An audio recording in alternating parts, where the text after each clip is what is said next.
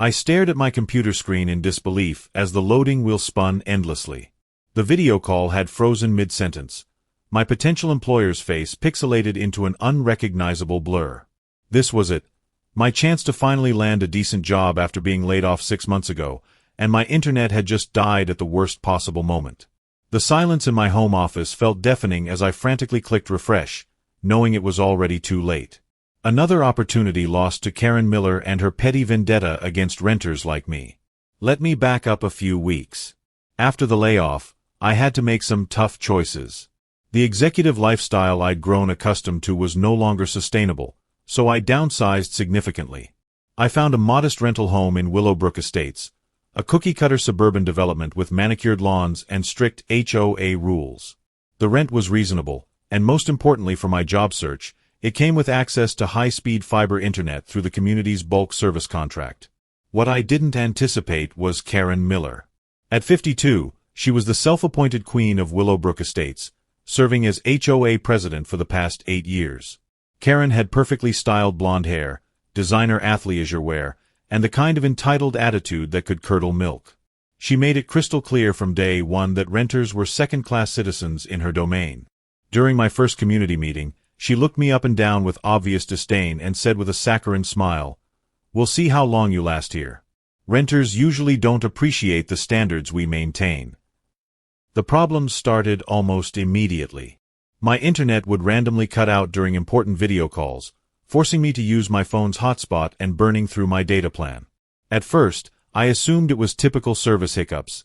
These things happen, right? But the pattern became impossible to ignore. Every time I had a scheduled interview or client presentation, my connection would mysteriously fail. Meanwhile, my homeowner neighbors bragged about their lightning-fast speeds and rock-solid reliability. I spent hours on the phone with the internet service provider, explaining the situation over and over. The customer service representatives were sympathetic but kept insisting that all residents in Willowbrook Estates receive the same premium service. They ran diagnostics, sent technicians, and even replaced my modem twice. Nothing worked. The outages continued with surgical precision, always at the most inconvenient moments possible. Finally, I demanded to speak with a supervisor who had access to more detailed account information. What she revealed made my blood boil. My service had been deliberately downgraded to the lowest tier available, throttled to barely functional speeds during peak hours. The supervisor seemed confused because according to their records, the change had been authorized through the HOA's master account, an account controlled exclusively by Karen Miller as the community's designated representative. That's when everything clicked into place. Karen wasn't just being passively hostile. She was actively sabotaging my internet service because she believed renters didn't deserve the same quality of life as homeowners. Her exact words during one heated confrontation were burned into my memory. "High-speed internet is a privilege for people who actually invest in this community, not temporary residents who contribute nothing." I realized I needed to approach this systematically. 20 years in corporate management had taught me the value of thorough documentation and strategic thinking. I started keeping detailed logs of every outage, every slow connection, every mysterious service interruption. I also began reaching out to other renters in the community, and what I discovered was staggering. Karen had been systematically targeting rental properties for months, downgrading their internet service while collecting additional fees from the service provider for account management services. This wasn't just petty HOA tyranny anymore. This was fraud. Karen had been manipulating the bulk internet contract to funnel money into HOA accounts while denying equal service to paying residents. She was charging the internet company for premium service to all units while secretly downgrading renters and pocketing the difference. Even worse, she was interfering with communications infrastructure, which violated federal regulations. I spent 2 weeks building an airtight case.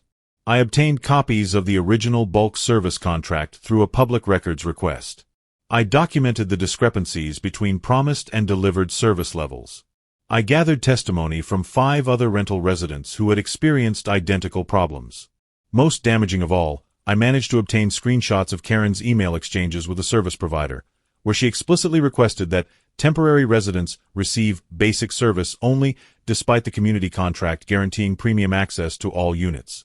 With my evidence compiled, I contacted the Federal Communications Commission and filed a formal complaint about unauthorized interference with communication services.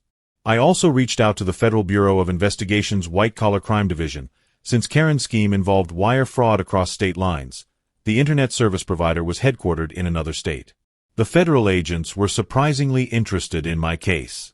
Apparently, HOA-related fraud had become a growing problem, and they were looking for clear-cut examples to prosecute. They opened a formal investigation and asked me to continue documenting Karen's activities while they gathered additional evidence. For 3 weeks, I played the role of unwitting victim while federal investigators quietly built their case. Karen, meanwhile, was completely oblivious to the storm gathering around her. She continued her reign of terror with obvious glee, bragging to other homeowners about how she was maintaining community standards by making life difficult for renters. During one particularly memorable HOA meeting, she announced with obvious pride that rental properties would be subject to additional service limitations to encourage more permanent residency solutions. The end came swiftly and dramatically. On a Tuesday morning at 7:30 a.m., I was drinking coffee and checking emails when I heard commotion outside. Through my window, I watched 2 black SUVs pull up to Karen's pristine colonial home across the street. Federal agents in navy blue windbreakers emerged and walked purposefully toward her front door. Karen answered in her silk bathrobe, clearly expecting to sign for a package or dismiss some unwelcome solicitor. Instead, she found herself face-to-face with Agent Jennifer Rodriguez, who presented a federal warrant for her arrest on charges of wire fraud, conspiracy to commit fraud, and unauthorized interference with communications infrastructure. The neighborhood gathered like moths to a flame as Karen was read her rights in her own driveway. Her face cycled through confusion, indignation, and finally genuine terror as the reality of her situation sank in.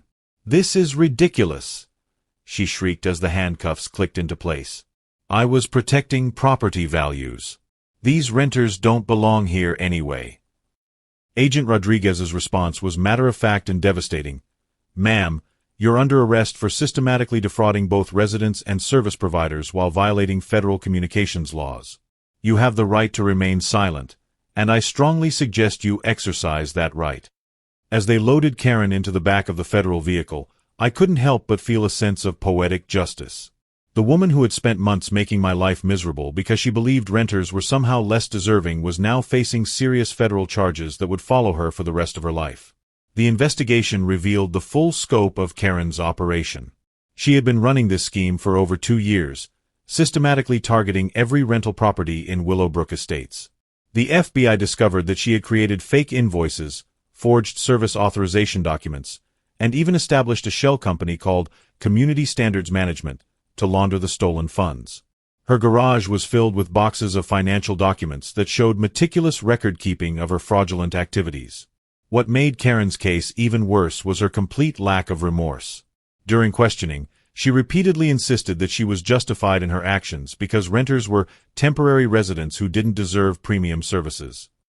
Agent Rodriguez later told me that Karen had actually tried to argue that she was performing a public service by maintaining property values through service discrimination.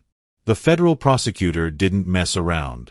Karen was charged with multiple counts of wire fraud, each carrying up to 20 years in prison and fines of up to $250,000. The conspiracy charges added another potential 5 years. Additional charges for money laundering through her shell company brought the potential sentence to over 50 years total. During her arraignment, she learned that her scheme had defrauded residents and service providers of over $40,000, pushing her case into felony territory with mandatory minimum sentencing guidelines. But the humiliation didn't stop there. Karen's arrest made the local news, and her mugshot became an internet sensation when someone posted it with the caption, "HOA Karen finally gets what she deserves." Her employer, a prestigious real estate firm, immediately terminated her position and issued a public statement distancing themselves from her actions. The HOA board held an emergency meeting and voted unanimously to remove her from all positions, effective immediately. The most devastating blow came when the judge denied her bail application, citing her as a flight risk due to the severity of the charges and her history of manipulating financial systems. Karen broke down sobbing in the courtroom when she realized she would remain in federal custody until trial. Her perfectly coiffed hair was disheveled, her designer clothes replaced with an orange jumpsuit, and her imperious attitude reduced to desperate pleading. Karen's face went completely white when the judge read the potential penalties. She had gone from small-town HOA dictator to federal defendant facing decades in prison and financial ruin. Her perfectly controlled world had collapsed in a matter of hours, and there was no HOA rulebook that could save her now.